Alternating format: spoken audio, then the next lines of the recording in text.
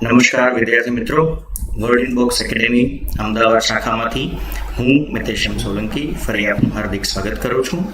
મિત્રો, આજે પણ આપણો વિષય રહેશે કરંટ અફેર્સ. આજે હું આપને એપ્રિલ 2020ના વીક 3ની કેટલીક પરીક્ષાલક્ષી બાબતો વિશે જણાવીશ. તો શરૂ કરીએ આપણે આજનો લેક્ચર. સૌપ્રથમ વાત કરીએ આપણે IMF દ્વારા ભારતના વૃદ્ધિ દરની સંભાવના જાહેર કરવામાં આવી. તમને લોકોને ખ્યાલ છે, IMF એટલે ઇન્ટરનેશનલ મોનિટરી ફંડ, જે યુએનની જ એક શાખા છે, જે આંતરરાષ્ટ્રીય સ્તરે વિવિધ દેશોને નાણાકીય સહાય પૂરી પાડતી હોય છે. તો ભારત અંગે તેમણે વૃદ્ધિ દરને કેટલો અંદાજિત જાહેર કર્યો છે, તો તે આંકડા થોડા સારા નથી. તેમના કહેવા પ્રમાણે ભારતનો વૃદ્ધિ દર જે છે તે 1.5થી લઈને 2.8%ની વચ્ચે રહેવો જોઈએ. આ ઉપરાંત એક બીજી પણ જાહેરાત તેમણે પોતાના અહેવાલમાં કરી છે કે એકવાર આ વૈશ્વિક મંદીનો માહોલ જ્યારે દૂર થશે તો કયા દેશોમાં વૃદ્ધિ દરને વધતો જોવા મળશે, તેમાં ભારતનું નામ છે. તે એક સારી બાબત છે. તો આપ જોઈ શકો છો સ્ક્રીન પર, ભારત, ચીન, મલેશિયા, થાઈલેન્ડ, ફિલિપાઇન્સ અને વિયેતનામ જેવા દેશોના વૃદ્ધિ દરમાં ધીમે ધીમે વધારો થશે તેવી એક સંભાવના વ્યક્ત કરવામાં આવી છે. પરંતુ મિત્રો, આ કોરોનાના કહેર વચ્ચે વિશ્વના ઘણા દેશો એવા છે કે જેમના વૃદ્ધિ દર માઇનસમાં સંભવિત જાહેર કરવામાં આવ્યા છે. જેમ કે ફ્રાન્સનો વૃદ્ધિ દર તમે જોશો તો -7.2% જેટલો જાહેર કરવામાં આવ્યો છે. યુકેનો વૃદ્ધિ દર -6.5%, જર્મની -7%, ઇટલીનો વૃદ્ધિ દર સૌથી ખરાબ અત્યારે જાહેર કરવામાં આવ્યો છે -9%. તો બીજા બધા દેશોની સાપેક્ષ આજે ભારતની સ્થિતિ પ્રમાણમાં સારી છે તેવું આપણે કહી શકીએ છીએ. બીજી એક વાત કરીએ, ઝૂમ એપ્લિકેશનને જોખમી જાહેર કરવામાં આવી છે. તો આ જે જાહેરાત છે તે કોના દ્વારા કરવામાં આવી, સૌપ્રથમ તે જોઈ લઈએ. તો એક સાયકોડ નામની સંસ્થા દ્વારા આ જાહેરાત કરવામાં આવી છે. સાયકોડનું ફૂલ ફોર્મ કદાચ પરીક્ષામાં પૂછી શકે. તો સાયકોડ એટલે શું? તો સાયકોડનું ફૂલ ફોર્મ છે સાયબર કોઓર્ડિનેશન સેન્ટર. અને આ જે સાયકોડ છે તે કયા વિભાગ અંતર્ગત કામ કરે છે, તો તેનું પણ નામ આપ નોંધી લેજો, CERT-IN, CERT-IN. અને તેનું પણ એક ફૂલ ફોર્મ છે computer emergency response team India. એટલે કે ભારતમાં જ્યારે પણ કમ્પ્યુટર ક્ષેત્રની બાબતમાં કોઈ પણ આક્રમણ થાય, કોઈ વાયરસનો હુમલો થાય, તો તેનો જવાબ આપવા માટેની માર્ગદર્શિકા જે છે તે આ ટીમ બનાવતી હોય છે. તો CERT-IN અને સાયકોડ આ બંને અગત્યના શબ્દો છે. ઝૂમ એપ્લિકેશન પોતે શું છે, તો આપ સૌ મિત્રો લગભગ જાણતા જ છો કે ઝૂમ દ્વારા આપણે વેબ બેઝડ કોન્ફરન્સિંગ કરી શકીએ છીએ. ઘરે બેઠા આપણે વિવિધ લોકો સાથે જોડાઈ શકીએ છીએ, વિડીયો લેક્ચરનું આયોજન કરી શકીએ છીએ, વગેરે વગેરે. પણ મિત્રો, આ જે એપ્લિકેશન જોખમી જાહેર કરવામાં આવી છે, એમાં મુખ્યત્વે સરકાર આ એપ્લિકેશનનો ઉપયોગ કરવાની ના પાડે છે પોતાના વિભાગો માટે. ખાનગી ધોરણો ઉપર આ એપ્લિકેશનનો અત્યારે ખૂબ જ બહોળા પ્રમાણમાં ઉપયોગ થઈ રહ્યો છે. RBI દ્વારા ઓબિકસ લોન્ચ કરવામાં આવ્યું. આ ખૂબ અગત્યના સમાચાર છે. સૌથી પહેલા તો આપણને ખબર હોવી જોઈએ કે ઓબિકસ એટલે શું. તો ઓબિકસનું ફૂલ ફોર્મ આપ નોટ કરી લેજો, order books inventories and capacity utilisation survey. આ એક પ્રકારનું સર્વેક્ષણ છે જે RBI દ્વારા કરવામાં આવશે. હવે આ સર્વેક્ષણ દ્વારા આપણને શું જાણવા મળશે, RBI શા માટે આ સર્વેક્ષણ કરાવે છે, તો આ જે ઓબિકસ સર્વેક્ષણ છે તેના દ્વારા ભારતનું જે ઉત્પાદન ક્ષેત્ર છે તેમની માંગ વિશે જાણકારી મળશે. તો ભારતના ઉત્પાદન ક્ષેત્રમાં કયા પ્રકારની માંગ વધારે છે તે પ્રમાણે આપણે આપણા અર્થતંત્રને આગળ લઈ જવું જોઈએ, તેના માટે આ સર્વેક્ષણ કરવામાં આવે છે. આ સર્વેક્ષણ કેટલા સમયે કરવામાં આવે છે, તો દર 4 મહિને આ સર્વેક્ષણ જે છે તે કરવામાં આવશે. મતલબ કે વર્ષમાં આ સર્વેક્ષણ 3 વાર થશે. હવે આમાં અંદાજે કેટલી કંપનીઓ લેવામાં આવે, કેમ કે સર્વેક્ષણ દરેક કંપનીનું તો થઈ ન શકે, એટલે મોટી મોટી એવી લગભગ 2,500 એટલે કે 2,500 કંપનીઓ જે છે તેમના ઉત્પાદન ક્ષેત્રની માંગ વિશે આપણે માહિતી એકઠી કરશું, જેમાં સરકારી કંપનીઓ પણ હશે અને ખાનગી કંપનીઓ પણ હશે. તો તેનાથી આપણને એક આઈડિયા આવે કે ઉત્પાદન ક્ષેત્રમાં કઈ બાબતની માંગ જે છે તે વધારે છે. આ ઉપરાંત એક બીજી મહત્વની બાબત આપણને આ સર્વેક્ષણથી જાણવા મળશે કે રો મટીરિયલ એટલે કે કાચો માલ અને ઉત્પાદનનો ગુણોત્તર પણ આપણે ચકાસશું. આ બહુ અગત્યનો મુદ્દો છે. કોઈ એક કંપની કેટલા પ્રમાણમાં કાચો માલનો ઉપાડ કરે છે અને તેની સામે એ કેટલું ઉત્પાદન આપે છે, તેના ગુણોત્તરથી આપણને કંપનીની ક્ષમતા વિશે ખ્યાલ આવે છે. તો આ એક સરસ ગુણોત્તર છે, કાચા માલ અને ઉત્પાદનનો ગુણોત્તર પણ આ સર્વેક્ષણમાં સમાવી લેવામાં આવશે. અને ત્રીજું કે દેશમાં ચાલતી આર્થિક પ્રવૃત્તિઓ વિશે પણ આપણને આ સર્વેક્ષણથી જાણકારી મળતી રહેશે, જેથી આપણને ખ્યાલ આવે કે કયા ક્ષેત્રમાં સૌથી વધારે ઉત્પાદનની જરૂર છે અથવા તો કયા ક્ષેત્રમાં સૌથી વધારે રો મટીરિયલની જરૂર છે. હવે કયા પ્રકારની માહિતી આ સર્વેક્ષણ અંતર્ગત ભેગી કરવામાં આવશે? તો કોઈ કંપનીમાં આજની તારીખે કેટલા ઓર્ડર બાકી રહેલા છે, કેટલા ઓર્ડર ઉપર અત્યારે કામ ચાલુ છે, કેટલાનું ઉત્પાદન જ હજી બાકી છે અને કેટલાનું સંપૂર્ણ ઉત્પાદન થઈ ગયું છે પરંતુ ડિલિવરી કરવાની બાકી છે. તો આનાથી તમે સમજી શકો છો કે કોઈ પણ એક કંપનીની તંદુરસ્તી જાણી શકાય છે કે આટલા ઓર્ડર પેન્ડિંગ છે, આટલા ઓર્ડર ઉપર કામ ચાલે છે, આટલાનું પ્રોડક્શન બાકી છે અને આટલા આપણા ઉત્પાદન રેડી ટુ સેલ એટલે કે વેચવા માટે તૈયાર છે. તો ઓબીકસનું ફૂલ ફોર્મ પરીક્ષાલક્ષી છે અને ઓબીકસ સર્વેક્ષણ જે છે તેમાં કઈ કઈ બાબતોનો સમાવેશ થાય છે તે પણ આપણે યાદ રાખવું જોઈએ. ત્યાર પછી આવે છે કૃષિ રથ એપ્લિકેશન લોન્ચ કરવામાં આવી. કૃષિ રથ નામ ઉપરથી જ ખ્યાલ આવી જશે કે આ ખેતીવાડી સાથે સંબંધિત કોઈ એપ્લિકેશન છે. તો આ એપ્લિકેશન લોન્ચ કરવાનો હેતુ શું છે? આ એપ્લિકેશન લોન્ચ કરવાનો હેતુ છે કે આજે જ્યારે લોકડાઉનમાં વાહન વ્યવહાર ખૂબ મર્યાદિત થઈ ગયા છે ત્યારે ખેડૂત પોતાના પાકને બજાર સુધી પહોંચાડી શકતો નથી. તો કૃષિ રથ એપ્લિકેશન જે છે તે ખેડૂતના પાકને બજાર સુધી પહોંચાડવામાં મદદરૂપ થશે.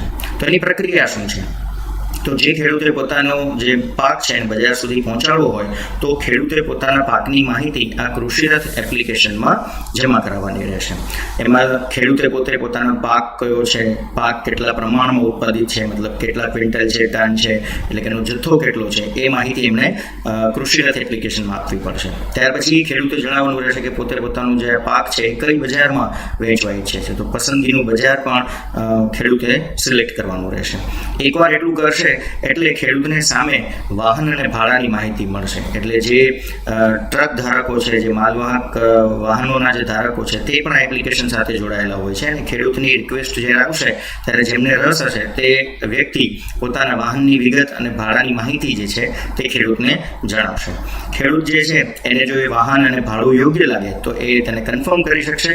એકવાર ખેડૂત જ્યારે કોઈ વાહન ચાલકને અને વાહનને પસંદ કરશે ત્યારબાદ વાહન ચાલકની બધી જ માહિતી ખેડૂતને સીધી મળી શકશે, જેથી ખેડૂત અને વાહન ચાલક બંને એકબીજા સાથે સીધી વાત કરી શકશે અને નેગોશિએશન કરી શકશે, ભાડા બાબતમાં ચર્ચા કરી શકશે અને ત્યારબાદ ખેડૂત પોતાનો પાક જે છે તે સરળતાથી બજાર સુધી પહોંચાડી શકશે. તો આ કૃષિ રથ એપ્લિકેશનનો મુખ્ય હેતુ છે. અને આ જે સેવા છે એ હાલ માત્ર રાજ્ય પૂરતી જ મર્યાદિત છે, એટલે કે કોઈ પણ વાહન રાજ્યની બહાર જઈ અને ખેડૂતના પાકને બીજી બજારમાં પહોંચાડશે નહીં, કારણ કે આપણે લોકડાઉન છે. તો આ એક કૃષિ રથ એપ્લિકેશન ખૂબ ઉપયોગી છે અને પરીક્ષામાં પૂછી શકાય તેવી છે. રાષ્ટ્રપતિના નવા સચિવની નિમણૂક. આ એક તાજેતરમાં થયેલી નિમણૂક છે, પરીક્ષામાં પૂછી શકાય છે. તો કોની નિમણૂક કરવામાં આવી છે તેમનું નામ યાદ રાખજો મિત્રો. કપિલ દેવ ત્રિપાઠી એ હવે રાષ્ટ્રપતિના નવા સચિવ તરીકે નિમણૂક પામ્યા છે. આ જે બધી અગત્યની નિમણૂક છે તે કોના દ્વારા કરવામાં આવે છે? તો આ એક કમિટી છે જે કદાચ ભારતની સૌથી મહત્વની કમિટી કહી શકાય, the appointments committee of the cabinet, જેમાં પ્રધાનમંત્રી તેના અધ્યક્ષ હોય છે અને આ પ્રકારના અગત્યના જે પદ ઉપરની નિમણૂકમાં તેમની મુખ્ય ભૂમિકા હોય છે. હાલમાં જે આપણા અત્યારના સચિવ છે એનું નામ શું છે? તો એમનું નામ છે સંજય કોઠારી, જેમનું સ્થાન હવે કોણ લેશે? કપિલ દેવ ત્રિપાઠી. તો આ બંને પ્રશ્નો પૂછી શકાય છે કે કોનું સ્થાન લીધું? તો સંજય કોઠારીનું. અને કોણે સ્થાન લીધું? તો કપિલ દેવ ત્રિપાઠી.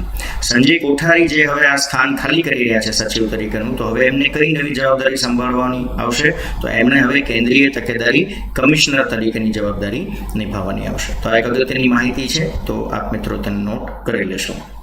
વૈશ્વિક ધરોહર દિવસ તાજેતરમાં ઉજવાયો. ધરોહર દિવસ તમને ખ્યાલ છે કે આપણે હેરિટેજ ડે તરીકે સેલિબ્રેટ કરીએ છીએ. કઈ તારીખે ઉજવાયો? તો એ છે 18 એપ્રિલ.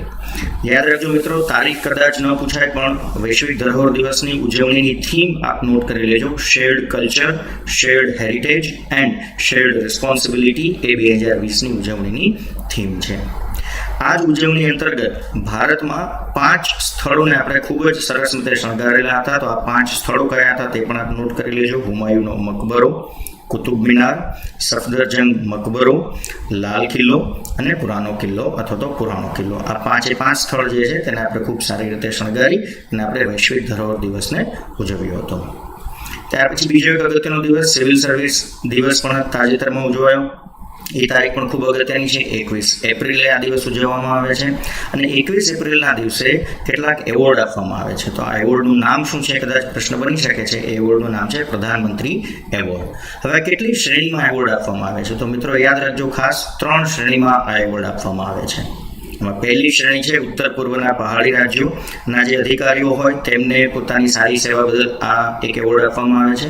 બીજી કેટેગરી છે કેન્દ્ર શાસિત પ્રદેશના અધિકારીઓ, અને ત્રીજી કેટેગરી છે બાકીના તમામ રાજ્યના જે સારા અધિકારીઓ હોય જેમની કામગીરીને ખૂબ સરાહવામાં આવી હોય તેમને આ એવોર્ડ આપવામાં આવે છે. તો આ એક પ્રશ્ન બની શકે છે તારીખના સંદર્ભમાં, શ્રેણીના સંદર્ભમાં અને કેટેગરીના સંદર્ભમાં કે કયા અધિકારીઓને કેવી રીતે આ એવોર્ડ આપવામાં આવે છે. કેમ 21 એપ્રિલની તારીખ પસંદ કરવામાં આવી તે પ્રશ્ન પણ એટલો જ રસપ્રદ છે. મોટાભાગના મિત્રો જાણતા હશે કે 21 એપ્રિલ 1947ના રોજ સરદાર પટેલે આપણા જે મુલકી અધિકારીઓ હતા તેની સૌ પ્રથમ બેચનું સંબોધન કરેલું હતું, એટલે કે એમની સાથે વાર્તાલાપ કરેલો હતો, અને એ જ દિવસથી આપણે તેને સિવિલ સર્વિસ ડે તરીકે યાદ રાખીએ છીએ. પણ મિત્રો યાદ રાખજો, ઉજવણીની શરૂઆત 1947થી નથી થઈ. આ દિવસને આપણે મહત્વ આપવાની શરૂઆત કરી છે વર્ષ 2006થી. તો એક આ સિવિલ સર્વિસ ડે પણ એટલો જ અગત્યનો છે, આપ મિત્રો તેને નોટ કરી લેશો. બીજી એક વાત છે દાપોરીજો પુલનું ઉદ્ઘાટન. નામ વાંચીને થોડો ખ્યાલ આવે કે આ જે છે ઉત્તર પૂર્વ તરફનું નામ છે. તો ઉદ્ઘાટન કયા રાજ્યમાં કરવામાં આવ્યું? તો તે રાજ્ય છે અરુણાચલ પ્રદેશ. આ પુલ કોના દ્વારા તૈયાર કરવામાં આવ્યો? તો આ સંસ્થાનું નામ આપને ખ્યાલ છે BRO, જેનું ફૂલ ફોર્મ શું છે? Border Road Organisation. મુખ્યત્વે આ જે સંસ્થા છે BRO તે ભારતનો જે સીમા પ્રદેશ છે, ખાસ કરીને પહાડી સીમા પ્રદેશ છે, તે વિસ્તારમાં રસ્તા અને પુલ બાંધવા માટે જવાબદાર છે. તો તે સંસ્થા દ્વારા જ આ દાપોરીજો પુલનું ઉદ્ઘાટન કરવામાં આવ્યું છે. પ્રશ્ન એ કદાચ પુલનો ન બને પણ પુલ કઈ નદી ઉપર આવેલો છે તે અગત્યનું છે. તો એ નદીનું નામ આપ મિત્રો યાદ રાખજો, સુબનસિરી નદી ઉપર આ પુલ બનાવવામાં આવેલો છે. અને સુબનસિરી નદી જે છે કઈ નદીની પેટા શાખા છે? તો એ પણ ખૂબ જાણીતી છે, બ્રહ્મપુત્ર નદીની આ પેટા શાખા છે. બ્રહ્મપુત્ર નદી મુખ્યત્વે ચીનમાંથી નીકળે છે અને ચીનમાં થઈને ભારતમાં આવે છે અને અરુણાચલ પ્રદેશમાં એ વહે છે. ત્યારબાદ એક બીજા સમાચાર છે લેધરબેક દરિયાઈ કાચબા. હવે શા માટે લેધરબેક દરિયાઈ કાચબા ચર્ચામાં છે?